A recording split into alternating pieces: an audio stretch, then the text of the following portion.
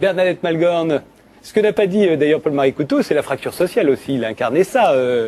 Oui, je crois que pour comprendre Philippe Séguin et son action politique, il faut bien comprendre qu'il était à la fois profondément gaulliste, et donc le gaullisme, à sa naissance politique, après la Libération, a été ce grand espoir de la réconciliation de l'ensemble de la nation pour porter les valeurs de la résistance qui fusionnaient celles de la droite et de la gauche, les espoirs de la droite et de la gauche.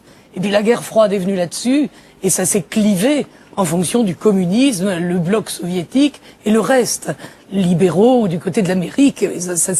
Et à un moment donné, avec l'éclatement de l'URSS, on aurait pu sortir et retrouver la source du gaullisme issu de la résistance. Mais de toute façon, chez Philippe Séguin, le fil n'a jamais été perdu. Parce que gaulliste, il l'était pleinement, mais il était aussi complètement républicain. Républicain à la fois au sens de Jules Ferry, de la France comme on l'a appris dans les livres. Pour lui, le peuple français, bah oui, c'est tout ce qu'on avait appris dans Michelet, tout ce qu'on avait appris. Pourquoi l'avez-vous marginalisé alors ? Et en même temps, pourquoi l'avez-vous marginalisé alors ? Laissez-la terminer, Marie, je l'ai suivi tout le temps. Hein.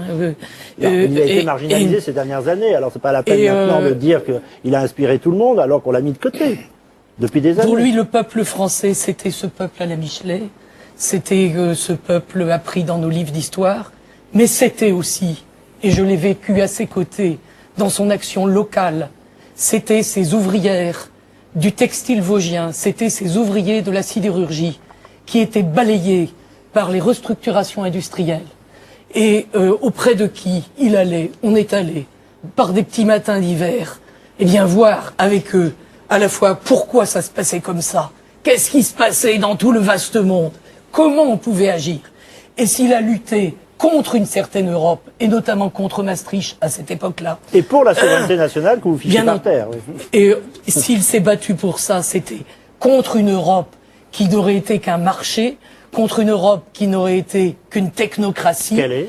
Et ce qu'il voulait, c'était une Europe politique. Vous le savez bien, politique d'abord. Qu'elle n'est pas. Politique d'abord. C'est pour ça qu'il s'est battu. Alors. Et donc, est-ce que c'est de droite ou de gauche? Le gaullisme, la République, le peuple français, qui n'est pas simplement un peuple en image, mais qui est aussi un peuple incarné, y compris dans le peuple lorrain, dans les ouvriers, dans les entreprises, dans tout ce monde industrieux qui le portait et qui l'aimait.